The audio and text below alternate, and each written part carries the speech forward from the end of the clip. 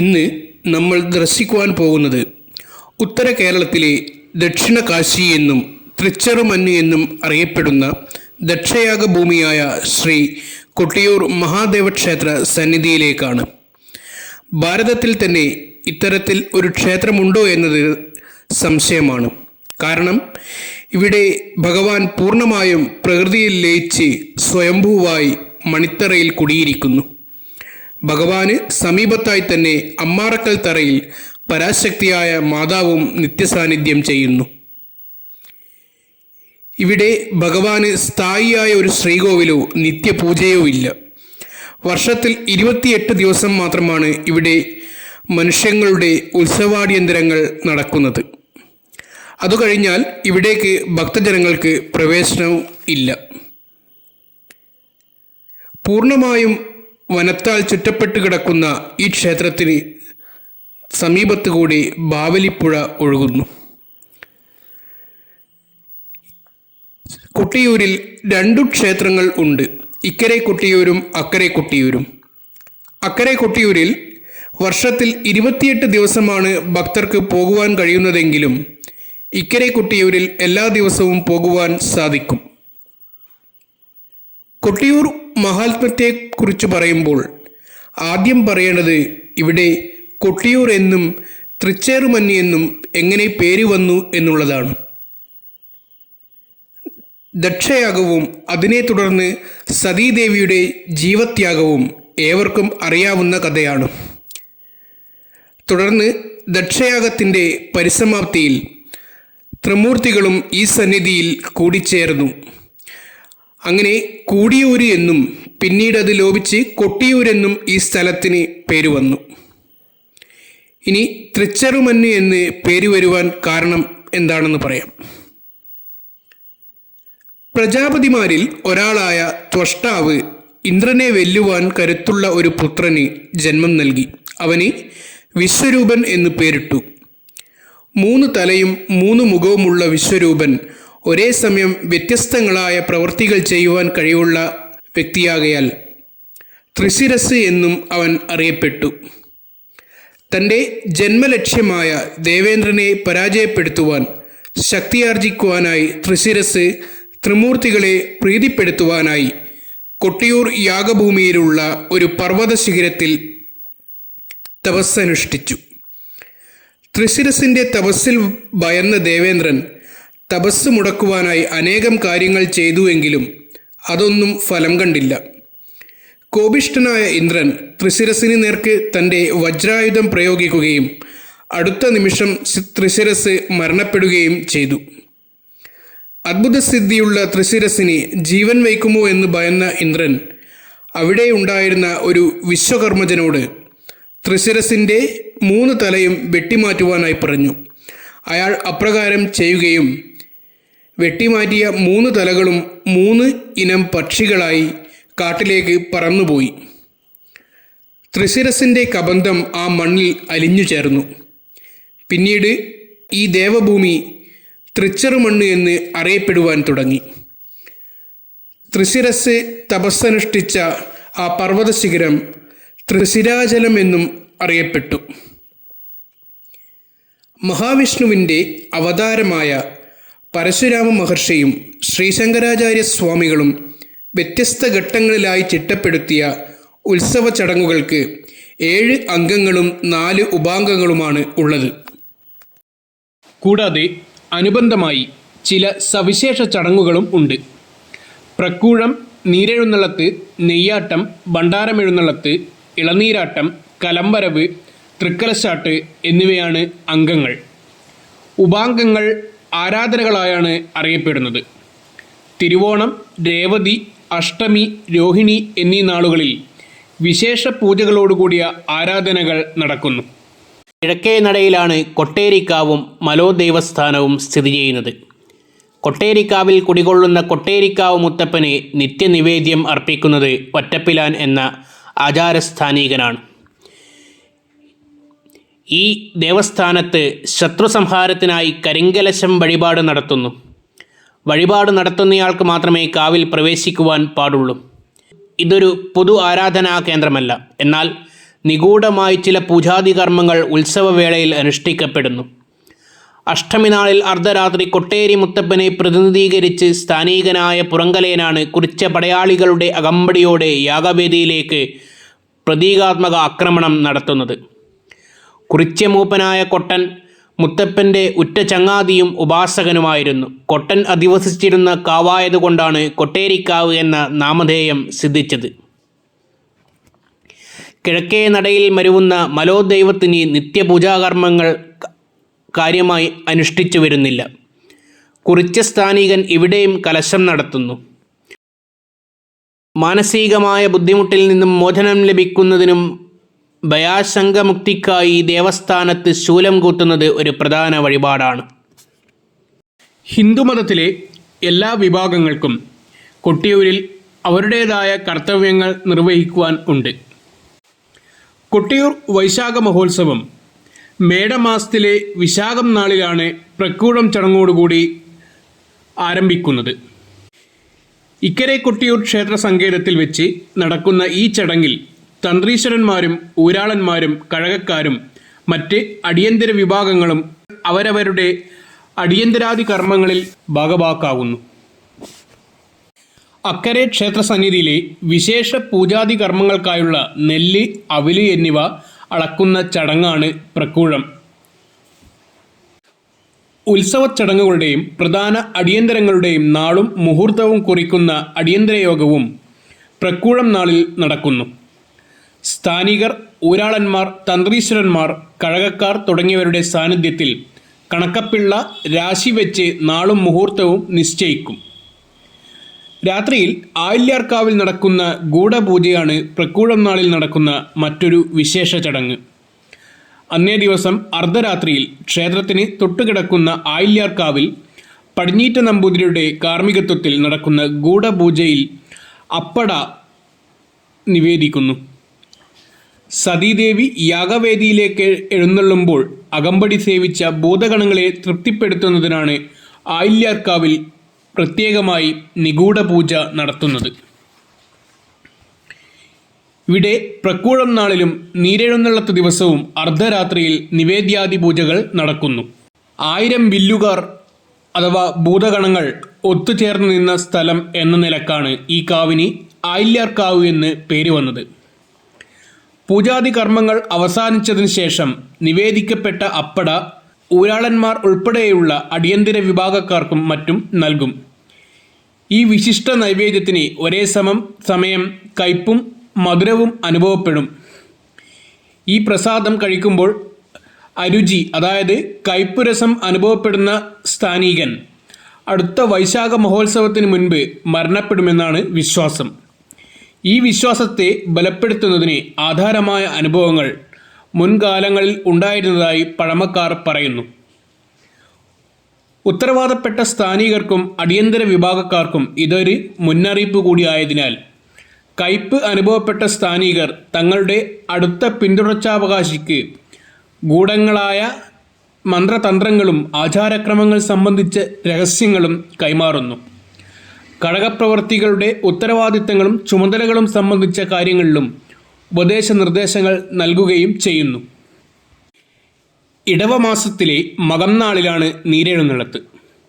ഈ ദിവസമാണ് അക്കരെ കൊട്ടിയൂരിൽ അവകാശികളും സ്ഥാനികരും ആദ്യമായി പ്രവേശിക്കുന്നത്. തന്ത്രിശ്രേഷ്ഠനായ പടിഞ്ഞീറ്റ നമ്പൂതിരിയുടെ കാർമ്മികത്വത്തിൽ നീരെഴുന്നള്ളത്ത് ചടങ്ങുകൾ നടക്കുന്നു. ഒറ്റപ്പിരാൻ സ്ഥാനികൻ്റെ തണ്ണീർക്കുടി ചടങ്ങിന് ശേഷം അക്കരെ കടക്കൽ എന്ന ചടങ്ങാണ്. സ്വയംഭൂ ശിലയെ കണ്ടെത്തിയതിനെ ഓർമ്മപ്പെടുത്തുന്ന തരത്തിലുള്ളതാണ് നീരെഴുന്നള്ളത്ത് ചടങ്ങുകൾ. കുറിച്യ സമുദായ സ്ഥാനികനായ ഒറ്റപ്പിലാൻ, ജന്മശാന്തിയായ പടിഞ്ഞീറ്റ നമ്പൂതിരി, ആശാരിസ്ഥാനികൻ, പുറങ്കലയൻ, അടിയന്തര യോഗത്തിലെ ജന്മസ്ഥാനീകർ എന്നിങ്ങനെ ക്രമത്തിലാണ് അക്കരയ്ക്ക് കടക്കുന്നത്. ഇക്കരെ ക്ഷേത്രത്തിൽ നിന്നും ഓരോ വിഭാഗങ്ങളും പ്രത്യേക ദൂരക്രമം പാലിച്ച് പ്രത്യേക വഴിയിലൂടെ കിഴക്കേ നടയിലെത്തി ബാവലിപ്പുഴയിൽ സ്നാനം ചെയ്ത് ശുദ്ധി വരുത്തുന്നു. പിന്നീട് പടിഞ്ഞീറ്റ നമ്പൂതിരിയും ഒറ്റപ്പിലാനും ചൂണ്ടിക്കാട്ടുന്ന ഒരു നിർദ്ദിഷ്ട സ്ഥാനത്തെ ഉറവയിൽ കൂവേലയിൽ ബാവലി തീർത്ഥം ശേഖരിച്ച് തിരുവഞ്ചിറയിലേക്ക് പ്രവേശിക്കുന്നു. മണിത്തറയിൽ യഥാക്രമം സ്വയംഭൂ സ്ഥാനത്ത് അഭിഷേകം ചെയ്യുന്നു. വൈശാഖ മഹോത്സവകാലത്തെ കൊട്ടിയൂരിലേക്കുള്ള ആദ്യത്തെ എഴുന്നള്ളത്ത് വിളക്കുതിരി എഴുന്നള്ളത്താണ്. ഉത്സവത്തിന് ദീപം തെളിയിക്കേണ്ടതിനാവശ്യമായ തിരുത്തുണി, കിള്ളിശീല, ഉത്തരീയങ്ങൾ, ഈരണവസ്ത്രങ്ങൾ എന്നിവ വ്രതാനുഷ്ഠാനത്തോടെ ഭഗവത് സന്നിധിയിലേക്ക് എഴുന്നള്ളിക്കുന്ന ചടങ്ങാണ് വിളക്കുതിരി എഴുന്നള്ളത്ത്. കൂത്തുപറമ്പ് തിരൂർക്കുന്ന് ഗണപതി ക്ഷേത്രത്തിൽ നിന്നും സ്ഥാനീകരായ മണിയൻ ചെട്ടിയാരുടെ നേതൃത്വത്തിലുള്ള സംഘമാണ് വിളക്കുതിരി എഴുന്നള്ളിക്കുന്നത്. ചോതിനാളിൽ മണിത്തറയിൽ ചോതിവിളക്ക് തെളിയിക്കുന്നതോടെ വൈശാഖ മഹോത്സവം ആരംഭിക്കുകയായി. ചോതിവിളക്ക് തെളിയിക്കുന്നതിനാവശ്യമായ വിളക്ക് തിരിയും ഓടയും തീയും എണ്ണയും നെയ്യുമെല്ലാം അതാത് അവകാശികൾ യഥാവിധം യഥാകാലം എഴുന്നള്ളിച്ച് കഴിഞ്ഞിട്ടുണ്ടാകും. ചോതിവിളക്ക് തെളിയിക്കുന്നതിനുള്ള നെയ്യ് ശ്രീ ജാതിയൂർ മഠം ക്ഷേത്രത്തിൽ നിന്നുമാണ് എഴുന്നള്ളിക്കുന്നത്. ഈ വക വിഭവങ്ങളെല്ലാം ഇക്കരെ നിന്നും അക്കരെ കൊട്ടിയൂരിലേക്ക് അതാത് സ്ഥാനികർ എഴുന്നള്ളിക്കും. മണിത്തറയിൽ സ്വയംഭൂവിൽ നറുനെയ്യ് ആടുന്നതാണ് നെയ്യാട്ടം. ദേവചൈതന്യത്തിൽ നടത്തുന്ന ആദ്യത്തെ അഭിഷേകമാണിത്. സ്വയംഭൂ ശിവലിംഗം കണ്ടെത്തിയ സന്ദർഭത്തിൽ നെറുകയിലുണ്ടായ മുറിവിൽ നിന്നും രക്തപ്രവാഹം ശമിപ്പിക്കുവാൻ നിർവഹിച്ച പ്രതിവിധികളിലെ പുനരാവർത്തനം തന്നെയാണ് ഇവിടെ നടക്കുന്നതും. നെയ്യാട്ടം, അഭിഷേകം, ഇളനീരാട്ടം, കളഭാട്ടം എന്നീ ചടങ്ങുകളും വിശേഷാൽ പൂജാകർമ്മങ്ങളും. കഴിഞ്ഞ വർഷത്തെ ഉത്സവം സമാപിക്കുമ്പോൾ തൃക്കലശാട്ടിന് ശേഷം മണിത്തറയിലെ പടുകുഴിയിൽ സ്ഥിതി ചെയ്യുന്ന സ്വയംഭൂദേവനെ അഷ്ടബന്ധം കൊണ്ട് മൂടുന്ന ചടങ്ങുണ്ട്. പിറ്റേ വർഷം ഉത്സവാരംഭത്തിൽ ഈ അഷ്ടബന്ധം നീക്കം ചെയ്യുന്ന ചടങ്ങാണ് നാളം തുറക്കൽ. അഷ്ടബന്ധം കൊണ്ടുള്ള ആവരണം നീക്കിയാൽ മാത്രമേ സ്വയംഭൂ ദർശിക്കുവാൻ കഴിയുകയുള്ളൂ. അഷ്ടബന്ധം നീക്കം ചെയ്ത് പടുകുഴി പുനഃസൃഷ്ടിക്കുന്നു. ആയതിനാൽ ഈ കർമ്മത്തിന് നാളം തുറക്കൽ എന്ന് പറയുന്നു. നാളം തുറക്കുമ്പോൾ ലഭിക്കുന്ന ഔഷധ ഗുണമുള്ള അഷ്ടബന്ധം അതിവിശിഷ്ടമായ പ്രസാദമാണ്. ഇത് നെറ്റിയിൽ തൊടുകയും അല്പം മാത്രം സേവിക്കുകയും ചെയ്യാം. അഷ്ടബന്ധം സേവിച്ചാൽ മാറാവ്യാധികൾ വരെ വിട്ടുമാറുമെന്നാണ് പഴമക്കാരുടെ വിശ്വാസം. നാളം തുറന്നു കഴിഞ്ഞാൽ നെയ്യഭിഷേകം തുടങ്ങുകയായി. വിവിധ നെയ്യമൃത് മഠങ്ങളിൽ നിന്നുമുള്ള നെയ്യമൃത് വ്രതക്കാർ നെയ്മുരുടകളുടെ ഓംകാരനാഥം മുഴക്കിക്കൊണ്ട് തിരുവഞ്ചിറയിലെ കൽപ്പടവുകളിൽ അഭിഷേക മുഹൂർത്തം കാത്ത് കഴിയുകയായിരിക്കും. വില്ലിപ്പാലൻ കുറുപ്പ്, തമ്മേങ്ങാടൻ നമ്പ്യാർ എന്നിവരുടെ നെയ്യാണ് ദേവനെ ആദ്യമായി അഭിഷേകം ചെയ്യേണ്ടത്. ഇവർ യഥാസമയത്ത് തന്നെ ദേവസന്നിധിയിൽ എത്തിച്ചേർന്നിരിക്കും. നെയ്യാട്ടത്തിന് മുഹൂർത്തമറിയിച്ച് രാശി വിളിച്ചാൽ നെയ്യമൃത് വ്രതക്കാരിൽ നിന്നും നെയ്ക്കുംഭങ്ങൾ വാങ്ങി മണിത്തറയിൽ വയ്ക്കുന്നത് തൃക്കടാരി എന്ന ബ്രാഹ്മണസ്ഥാനികനാണ്. പാലക്കുന്നം നമ്പൂതിരി വായ്പൊതി നീക്കിയ ശേഷം നെയ്മുരുടകൾ ഉഷക്കാമ്പ്രം നമ്പൂതിരി ഏറ്റുവാങ്ങി വിധിപ്രകാരം അഭിഷേകം ചെയ്യുന്നു. എടവച്ചോതി നാളിൽ വയനാട്ടിലെ ശ്രീ മുതിരേരിക്കാവിൽ നിന്നും കൊട്ടിയൂരിലേക്ക് വാളെഴുന്നള്ളത്ത് നടക്കുന്നു. ശ്രീ മഹാദേവന്റെ ഹിതവും ആജ്ഞയും അനുസരിച്ച് ദക്ഷന്റെ യാഗശാലയും മറ്റും നിശേഷം നശിപ്പിച്ച് യാഗവിഘ്നം വരുത്തി ദക്ഷന്റെ കഴുത്ത് നിഷ്കരുണം അറുത്തെടുത്ത വീരഭദ്രൻ തൻ്റെ ഉടവാൾ ചുഴറ്റിയെറിഞ്ഞു. അത് ചെന്നു വീണത് വയനാടൻ മലമടക്കുകളിലുള്ള മുതിരേരിക്കാവിലാണെന്നാണ് വിശ്വാസം. ഈ വിശ്വാസമനുസരിച്ച് വൈശാഖ മഹോത്സവ വേളയിൽ കാവിലെ പള്ളിയറയിൽ സൂക്ഷിച്ചു വെക്കുന്ന ദിവ്യായുധം ഭക്തി പുരസ്കരം എഴുന്നള്ളിക്കുകയും ഉത്സവം അവസാനിക്കുമ്പോൾ വാളാട്ടത്തിന് ശേഷം തിരിച്ചെഴുന്നള്ളിക്കുകയും ചെയ്യുന്നു. ചോതിനാളിൽ നടക്കുന്ന നെയ്യാട്ടത്തിന് പിറ്റേ ദിവസം വിശാഖം നാളിൽ വൈകുന്നേരം മണത്തണയിലെ കരിമ്പന ഗോപുരത്തിൽ നിന്ന് ഊരാളന്മാരുടെയും അടിയന്തര യോഗത്തിൻ്റെയും സ്ഥാനീകരുടെയും സാന്നിധ്യത്തോടെ ഗജവീരന്മാരുടെ അകമ്പടിയോടെ വാദ്യമേളങ്ങളുടെ ഘോഷങ്ങളോടെ ഭക്തജനങ്ങളുടെ ഓങ്കാരവിളികളോട് സ്വർണകുംഭങ്ങളും രജതകുംഭങ്ങളും കലശപാത്രങ്ങളും തിരുവാഭരണങ്ങളടങ്ങിയ ഭണ്ഡാരങ്ങളും ചപ്പാരം ഭഗവതി ക്ഷേത്രത്തിലെ വാളുകളും എഴുന്നള്ളിച്ചുകൊണ്ട് കൊട്ടിയൂരിലേക്ക് വരുന്നു. കരിമ്പന ഗോപുരത്തിൽ വെച്ച് അടിയന്തര യോഗം ചേരുന്നതോടെ ഭണ്ഡാരമെഴുന്നള്ളത്തിനുള്ള ചടങ്ങുകൾ ആരംഭിക്കുകയായി. കലശസ്ഥാനത്ത് നിന്ന് ഭഗവതി തെയ്യം ഗോപുരനടയിലെത്തിച്ചേർന്ന് അല്പസമയം കഴിയുന്നതോടെ അടിയന്തര യോഗക്കാരിലെ അവകാശികളായ സമുദായ പട്ടേരിയും മണാളിനെയും ആചാരപൂർവം വിളിച്ച് ഭണ്ഡാരയറയുടെ താക്കോൽ കൊടുക്കുന്നു. അതുകഴിഞ്ഞ് ഭഗവതി തെയ്യം കോലമഴിക്കുന്നതോടെ ചപ്പാരം ക്ഷേത്രത്തിൽ നിന്നും 3 വാളുകൾ ഗോപുരത്തിലേക്ക് എഴുന്നള്ളിക്കും. 7 ഇല്ലക്കാർ ഭണ്ഡാരയറ തുറന്ന് സ്വർണ്ണക്കുടം, വെള്ളിക്കുടം, തിരുവാഭരണങ്ങൾ, പൂജാപാത്രങ്ങൾ തുടങ്ങിയവ പുറത്തെടുക്കുന്നു. കണക്കപ്പിള്ള ഭണ്ഡാരം കണക്കുനോക്കി നിജപ്പെടുത്തിയ ശേഷം പൂതനാക്കൂൽ തറയിലേക്ക് കൊണ്ടുവന്ന് നിരത്തിവെച്ച് പൂജിക്കും. ഇതിനുശേഷം സഘോഷം ഭണ്ഡാരമെഴുന്നള്ളത്ത് പുറപ്പെടും. ഇക്കരെ കൊട്ടിയൂരിൽ എഴുന്നള്ളിച്ച് കൊണ്ടുവന്ന മുതിരേരിവാളും ചപ്പാരം ശ്രീ ഭഗവതിയുടെ വാളുകൾ, ശ്രീ മഹാദേവൻ്റെയും ദേവിയുടെയും ബലിബിംബങ്ങൾ എന്നിവയും ഭണ്ഡാരവും ചേർന്ന് അക്കരയ്ക്ക് എഴുന്നള്ളിക്കും. അക്കരെ കൊട്ടിയൂരിൽ എത്തിച്ചേർന്ന ഭണ്ഡാരവും വാളുകളും ബലിബിംബങ്ങളും തന്ത്രശ്രേഷ്ഠന്മാരും സ്ഥാനികരും യഥാവിധി ഏറ്റുവാങ്ങുന്നു. ഭണ്ഡാരം വരവിന് ശേഷമുള്ള പുലർച്ചെയുടെ സന്നിധാനം ഉത്സവലഹരിയിൽ ആറാടുകയായി. വിശാഖം നാളിൽ നടക്കുന്ന ഭണ്ഡാരം എഴുന്നള്ളത്തിന് മുൻപും മകം നാളിൽ ശിവേലി കഴിഞ്ഞ് ആനകൾ മടങ്ങിയതിന് ശേഷവും സ്ത്രീകൾക്ക് അക്കരെ സന്നിധാനത്ത് ദർശനം നടത്തുവാൻ പാടുള്ളതല്ല. മഹോത്സവവേളയിൽ നടക്കുന്ന 4 ആരാധനകളിൽ ആദ്യത്തേതാണ് തിരുവോണം ആരാധന. കോട്ടയം കിഴക്കേ കോവിലകം വകയാണ് ഈ വിശേഷാൽ ആരാധന. രേവതി ആരാധന തെക്കേ കോവിലകം വകയും രോഹിണി ആരാധന പടിഞ്ഞാറേ കോവിലകം വകയും നടക്കുന്നു. ദേഹതാപത്തെ ശമിപ്പിക്കുന്നതിനായാണ് വിശേഷാൽ ആരാധനാ പൂജകൾ നടക്കുന്നത്. തിരുവോണ ആരാധനാ ദിവസം മുതൽ ശിവേലിക്ക് വിശേഷ വാദ്യങ്ങൾ ആരംഭിക്കും. ആനകൾക്ക് സ്വർണവും വെള്ളിയും കൊണ്ട് അലങ്കരിച്ച നെറ്റിപ്പട്ടവും മറ്റലങ്കാരങ്ങളും ഉണ്ടാകും. മാത്രമല്ല, ആരാധനാ ദിവസങ്ങളിൽ സ്വർണ്ണക്കുടം, വെള്ളിക്കുടം, വെള്ളിവിളക്ക്, വെള്ളിക്കിടാരം, വെള്ളിത്തട്ട് തുടങ്ങിയ വിശിഷ്ട പൂജാപാത്രങ്ങൾ ശിവേലിക്ക് അകമ്പടിയായി എഴുന്നള്ളിക്കുന്നു. ആരാധനാ ദിവസങ്ങളിൽ ഇതുപോലെയാണ് ചടങ്ങുകൾ നടക്കുന്നത്. തിരുവോണ ആരാധന മുതൽ മത്തവിലാസം കൂത്ത് ആരംഭിക്കുന്നു. വൈശാഖ മഹോത്സവത്തിലെ പരമപ്രധാനമായ ചടങ്ങുകളാണ് ഇളനീർ വെപ്പും ഇളനീരാട്ടവും. ഇളനീർ സമർപ്പിക്കുന്നതിനായി ഇളനീർക്കാവുകൾ എഴുന്നള്ളിക്കുന്നതാണ് ഇളനീർ വരവ്. കണ്ണൂർ, കോഴിക്കോട് ജില്ലകളിലായി വിവിധ പ്രദേശങ്ങളിലുള്ള 120ഓളം ഇളനീർ മഠങ്ങളിൽ നിന്നാണ് കൊട്ടിയൂരിലേക്ക് ഇളനീർക്കാവുകൾ വരുന്നത്. കോട്ടയം നാട്ടുരാജ്യത്തിലെ തീയ സമുദായാംഗങ്ങൾക്ക് മാത്രമാണ് ഇളനീർ വെപ്പിന് പാരമ്പര്യ അവകാശമുള്ളത്.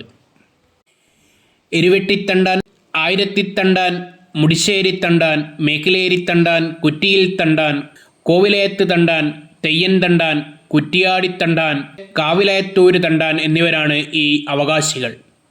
ഇതിൽ എരുവെട്ടിത്തണ്ടാൻ പ്രഥമ സ്ഥാനം അർഹിക്കുന്നു. ഏറ്റവും ഒടുവിൽ ഇളനീരും വെണ്ണയും സമർപ്പിക്കുന്നത് എരുവെട്ടിത്തണ്ടാനാണ്. ഇളനീർ വെപ്പിൻ്റെ പിറ്റേ ദിവസം രാത്രിയിൽ ഇളനീരാട്ടത്തിന് മുൻപ് ദൈവത്തിൻ്റെ വരവ് എന്ന് ഒരു സവിശേഷ ചടങ്ങുണ്ട്. പുറങ്കലയൻ എന്ന സ്ഥാനീകൻ മുത്തപ്പൻ ദൈവക്കോലം ധരിച്ച് എഴുന്നള്ളുന്ന ചടങ്ങാണിത്. രാത്രിയിലെ പാത്രം വിളിക്ക് ശേഷം പെരുവണ്ണാൻ കൊട്ടേരിക്കാവിലെ ദേവസ്ഥാനത്തെത്തും. അല്പസമയത്തിനകം പുറങ്കലയനും എത്തും. ഇരുവരും പരസ്പരം പുറംതിരിഞ്ഞ് മൗനമാചരിച്ചുകൊണ്ട് ചില ഗൂഢകർമ്മങ്ങൾ അനുഷ്ഠിക്കും. രാശി വിളിച്ചു കഴിഞ്ഞാൽ ഒറ്റപ്പിലാൻ കൊട്ടേരിക്കാവിലെത്തി ദക്ഷിണ സമർപ്പിക്കുന്നു. അതിനുശേഷം പെരുവണ്ണാൻ എഴുന്നേറ്റ് പുറങ്കലയനെ ദൈവത്തിൻ്റെ വേഷം അണിയിക്കുന്നു. ദൈവം പാലക്കീഴിലെത്തി നിലയുറപ്പിക്കുന്ന അവസരത്തിൽ ഒറ്റപ്പിലാനും അനുയായികളും അവിടെ എത്തുന്നു. ദൈവം തിരുവഞ്ചിറയിലെ ബലിക്കലിന് സമീപത്തേക്ക് വന്നെത്തുമ്പോൾ പന്തക്കിടാങ്ങൾ മണിത്തറയിൽ കത്തിച്ച പന്തങ്ങളുമായി നിലയുറപ്പിച്ചിട്ടുണ്ടാകും. ഈ 2 പന്തങ്ങളുടെയും കാവലിൽ നമ്പീശൻ ദൈവത്തിന് അരിചൊരിഞ്ഞു കൊടുക്കുന്നു.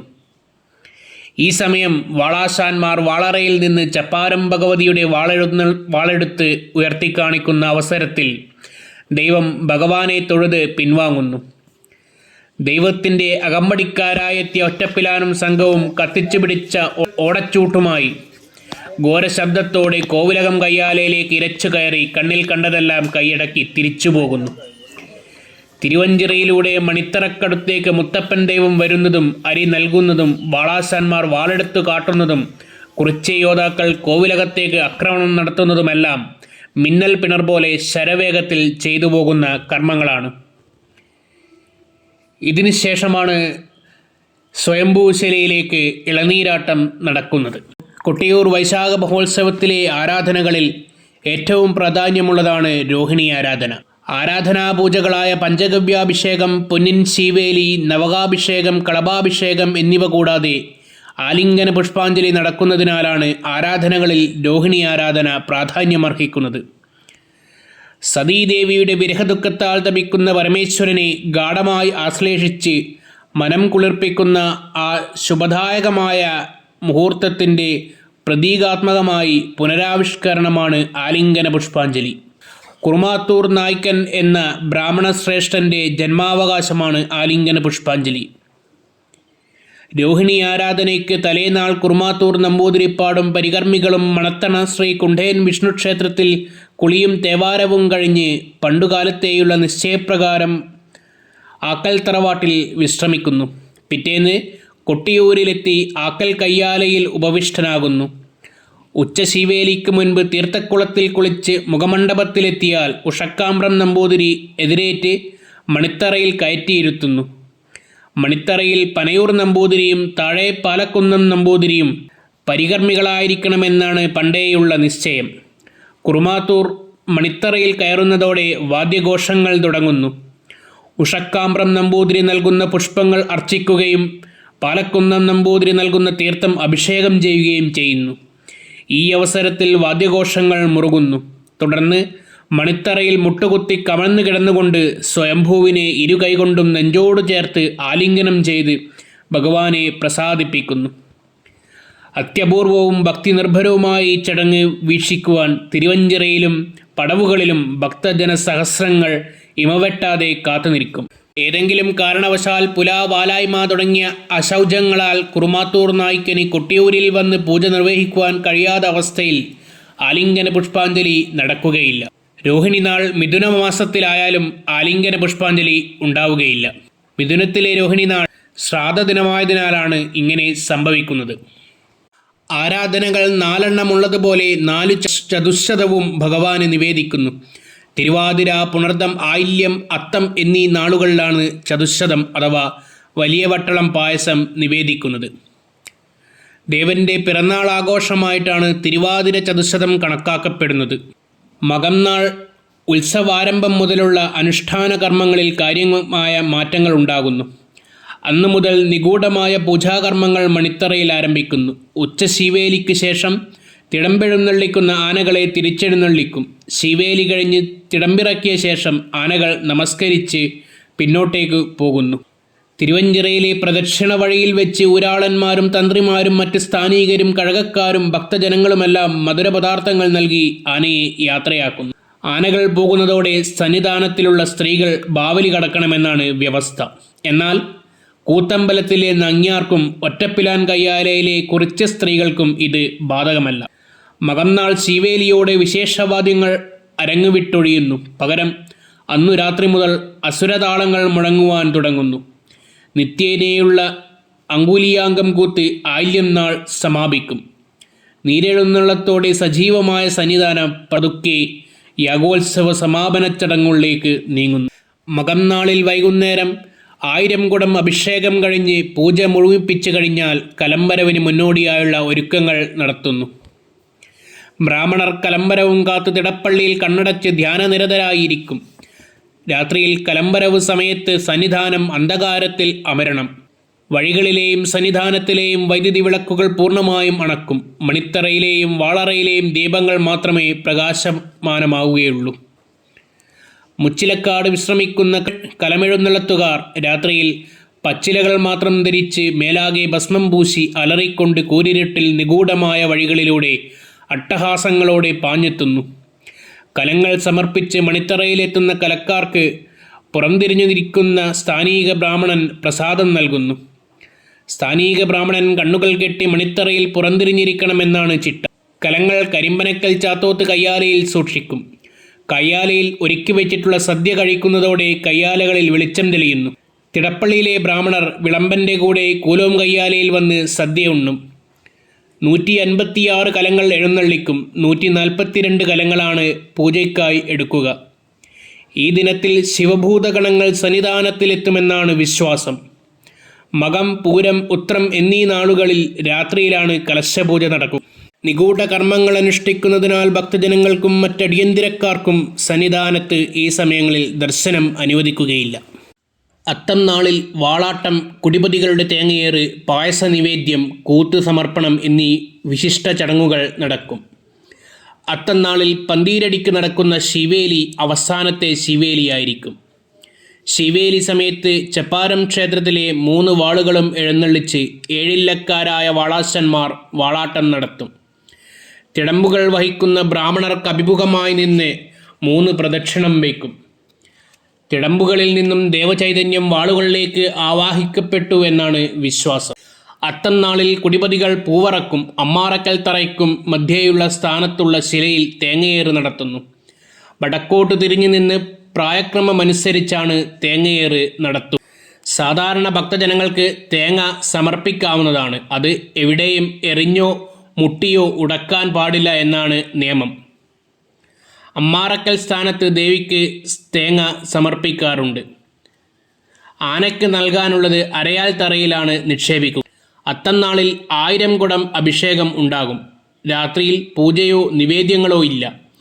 അന്നേ ദിവസം കൂത്ത് സമർപ്പണം നടക്കുന്നു. ചിത്രനാളിൽ വാകച്ചാർത്ത് നടത്തിയ ശേഷം ചോതിവിളക്ക് കെടുത്തുന്നു. ചോതിവിളക്കണക്കുന്നതിന് മുൻപായി മച്ചൻ മറ്റ് വിളക്കുകൾ ഇറക്കി വയ്ക്കും. കൈക്കോളന്മാർ യഥാസമയം തന്നെ അവ അക്കരെ എത്തിക്കും. പിന്നീട് നമ്പീശനും വാര്യരും ചേർന്ന് ശ്രീകോവിലിൻ്റെ 4 തൂണുകളും ഒന്നൊന്നായി കടപുഴകിയെടുത്ത് തിരുവഞ്ചിറയിൽ പടിഞ്ഞാറേ ഭാഗത്തേക്ക് തള്ളും.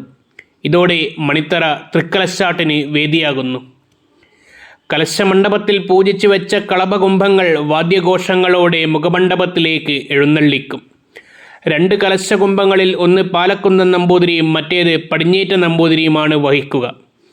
തന്ത്രിയുടെ പൂജ കഴിഞ്ഞാൽ ബ്രാഹ്മണർ കലശപാത്രം തൊട്ട് വന്ദിച്ച് ജപിക്കുന്നു.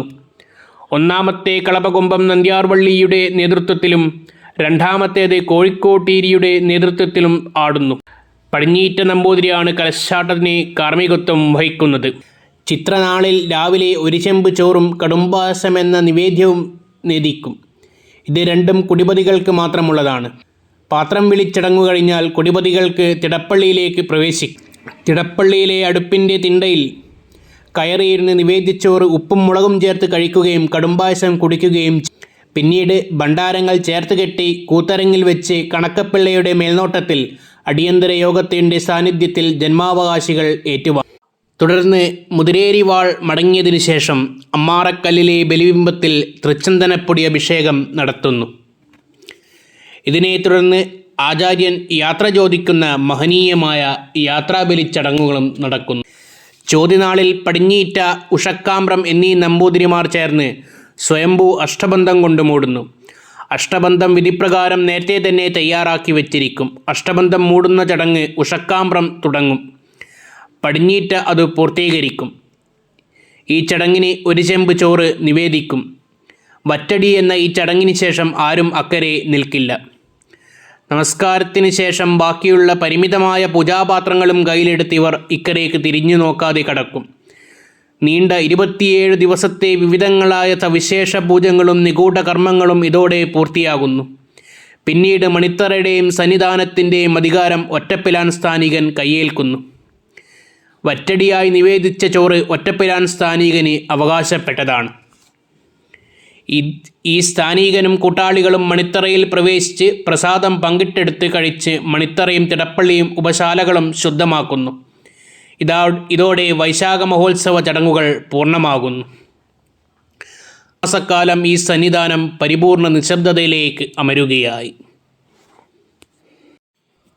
പണ്ടൊരിക്കൽ തൃശ്ശിവപ്പേരൂർക്കാരനായ ഒരു ഭാഗവതാചാര്യൻ വൈശാഖ മഹോത്സവത്തിൻ്റെ ആരംഭത്തിൽ തന്നെ ദർശനത്തിനായി എത്തിച്ചേർന്നു. ദർശനാനന്തരം ഭക്തിഭാവഭരിതനായ അദ്ദേഹം മണിത്തറയ്ക്ക് സമീപം ചമ്രം മടിഞ്ഞിരുന്ന് തൻ്റെ ഗ്രന്ഥക്കെട്ടിലുണ്ടായിരുന്ന മഹാഭാഗവത ഗ്രന്ഥം വിധിപ്രകാരം പാരായണം ചെയ്യുവാൻ തുടങ്ങി. ദർശനത്തിനെത്തിച്ചേർന്ന ഭക്തജനങ്ങൾക്ക് ആ ബ്രാഹ്മണൻ്റെ പാരായണം ഏറെ ഹൃദ്യമായി തോന്നി. പാരായണം സപ്താഹമായി മാറി. ശ്രോതാക്കളുടെ ആവശ്യപ്രകാരം സപ്താഹം തന്നെ 4 തവണ ആവർത്തിക്കേണ്ടി വന്നു. 28-ാം നാൾ ഉത്സവാവസാനത്തോടെയാണ് പാരായണം അവസാനിച്ചത്. തൃക്കലശാട്ടിന് ശേഷം സ്വയംഭൂ ശിവലിംഗം അഷ്ടബന്ധം കൊണ്ട് മൂടി വിധിപ്രകാരം പൂജാകർമ്മങ്ങൾ ചെയ്തതിനു ശേഷം തന്ത്രീശ്വരന്മാരും പരിവാരങ്ങളും ഇക്കരയ്ക്ക് കടന്നു. കൂട്ടത്തിൽ ഭാഗവതാചാര്യനും. ബാവലി കടന്ന് ഇക്കരെ ക്ഷേത്രത്തിലെത്തി. ഒരു ദിവസം അവിടെ വിശ്രമിച്ച ശേഷം മണത്തണയിൽ എത്തിച്ചേർന്നു. പതിവ് പാരായണത്തിനായി ഗ്രന്ഥക്കെട്ടഴിച്ചപ്പോഴാണ് ഭാഗവത ഗ്രന്ഥം ഇല്ലെന്നും അത് കൊട്ടിയൂരിലെ മണിത്തറയിൽ മറന്നു വെച്ചിരിക്കുകയാണെന്നും അദ്ദേഹത്തിന് മനസ്സിലായത്. ഭാഗവതാചാര്യൻ കൊട്ടിയൂരിലേക്ക് മടങ്ങി. അടുത്ത വൈശാഖോത്സവത്തിന് മാത്രമേ അക്കരയ്ക്ക് കടക്കാവൂ എന്ന ആചാര്യനിഷ്ഠ ഓർത്തുകൊണ്ട് തന്നെ അദ്ദേഹം ഇക്കരെ കൊട്ടിയൂരിലെത്തി. ആരോടും തന്നെ ഒന്നും ആലോചിക്കാതെ പരമഭക്തനായ ബ്രാഹ്മണൻ ബാവലി കടന്ന് അക്കരെ തിരുവഞ്ചിറയിലെത്തി. മണിത്തറക്കടുത്തേക്ക് ചെന്നു. അവിടെ അസാധാരണവും അത്യന്ത സുന്ദരവും ആശ്ചര്യകരവുമായ ഒരു കാഴ്ച കണ്ട് അത്ഭുതസ്തബ്ധനായി നിന്നുപോയി. മണിത്തറയിൽ തേജസ്വിയായ ഒരു യുവകോമളൻ ഇരിക്കുന്നു. നെഞ്ചോട് ചേർന്ന് ദേവസുന്ദരിയെ പോലൊരുവൾ തലചായ്ച്ച് കിടക്കുന്നു. ദേവൻ ഭാഗവത ഗ്രന്ഥം പാരായണം ചെയ്യുന്നു. ബ്രാഹ്മണൻ അത് സാഗൂതം കേട്ടുകൊണ്ടങ്ങനെ നിന്നു. ഭാഗവത കഥാസാരം വിരിയിച്ച മാസ്മരശക്തിയിൽ വിലയിച്ച് ദിനരാത്രങ്ങൾ കടന്നുപോയതറിയാതെ ആ പരമഭക്തൻ അവിടെ ഇരുന്നുപോയി. ദേവൻ്റെ പാരായണം പൂർത്തിയായപ്പോൾ തൻ്റെ ഗ്രന്ഥം തിരികെ തരണമെന്ന് ബ്രാഹ്മണൻ ഭക്തിപൂർവം അപേക്ഷിച്ചു. അതിനുള്ള മറുപടി മറ്റൊരു അമൃതവർഷമായാണ് കാതിൽ പതിച്ചത്. അങ്ങയുടെ ഗ്രന്ഥം തൃശ്ശിവപ്പേരൂർ ക്ഷേത്രമണ്ഡപത്തിൽ കാണും, അവിടെ ചെന്നെടുത്തുകൊള്ളൂ. അസാധാരണമായ ആ അനുഭവത്തിൻ്റെ ലഹരിയിൽ ഇക്കരെ കൊട്ടിയൂരിലേക്ക് നടന്നു ചെന്നപ്പോൾ കണ്ടത് വൈശാഖ മഹോത്സവത്തിനുള്ള സംരംഭങ്ങളെല്ലാം ഒരുക്കി ബാവലി കടക്കാൻ തയ്യാറായി നിൽക്കുന്ന അടിയന്തരക്കാരെയും തന്ത്രീശ്വരന്മാരെയുമാണ്. ദേവൻ്റെ ഭാഗവത പാരായണം കേട്ട് മണിത്തറയ്ക്കു സമീപം യഥാർത്ഥത്തിൽ ഒരു സംവത്സരക്കാലം താൻ നിന്നുപോയെന്ന് അദ്ദേഹത്തിന് മനസ്സിലായത് അപ്പോൾ മാത്രമാണ്. ഉത്സവം തുടങ്ങി ദർശനത്തിന് ശേഷം ബ്രാഹ്മണൻ തൃശ്ശിവപ്പേരൂരിലേക്ക് തിരിച്ചുപോയി. വടക്കുംനാഥൻ്റെ മുന്നിൽ വന്നു തൊഴുതു.